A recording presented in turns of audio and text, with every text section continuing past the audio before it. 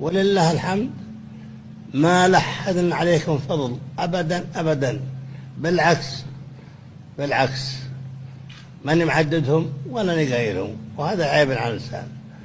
وسمعتكم ولله الحمد في العالم كله لها قيمتها، السعودي له قيمته ولله الحمد. ولكن إن شاء الله أبشركم أنكم بخير وسمعتكم بخير قدام القاصي والداني، قدام الأجنبي وغير الأجنبي، ولله الحمد. ولكم الفضل بعد الله، بعد الله على كثير من اللي يستحقون العطف والرحمة.